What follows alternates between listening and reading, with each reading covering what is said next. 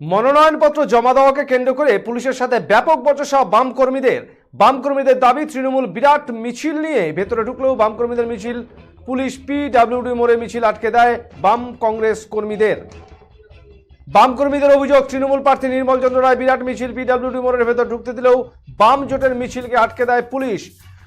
তৃণমূলের হয়ে দলদাসের কাজ করছে এই স্লোগান তুলে ব্যাপক বিক্ষোভ দেখান বাম কর্মীরা। অতিরিক্ত পুলিশ সুপারের নেতৃত্বে বিশাল পুলিশ বাহিনী পরিস্থিতি নিয়ন্ত্রণে আনে। পুলিশ জানিয়েছে বামকর্মীদের পিডব্লিউডি মোড়ের ভেতর ঢোকার অনুমতি নেই, তাই তাদের আটকে দেওয়া হয়েছে। শুধুমাত্র প্রার্থীর সাথে 4 জন যেতে পারবেন। যদিও তৃণমূল কোনো অনুমতি ছিল কিনা সেটা ক্যামেরার সামনে কিছু বলতে চাননি অতিরিক্ত পুলিশ সুপার শোভনিক মুখোপাধ্যায়।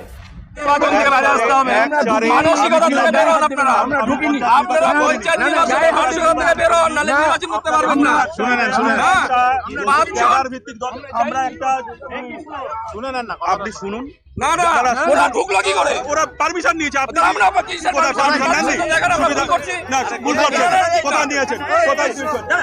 কোথায় নিয়েছেন? সুবিধার পারমিশন নেই।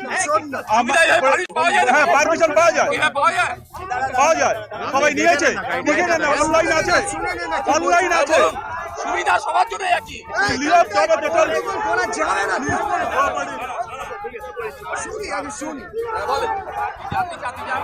দেখে নিতে পারে, সবার কাছে আছে পারমিশন সবাইকে দেওয়া হয়েছে। পারমিশন যেটুকু যে দলের পারমিশন আছে সেটুকু গেছে।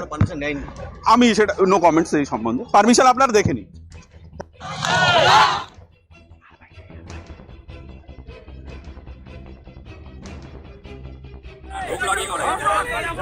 নমিনেশন পেপার দেওয়ার জন্য আমাদের যে প্রতিরোধ ক্ষমতা আছে, যা অ্যাডমিনিস্ট্রেটিভ বা আইনি ব্যবস্থা আছে, আমাদের নমিনেশন পেপার ড্রপ করার জন্য চলে গেছে টিম।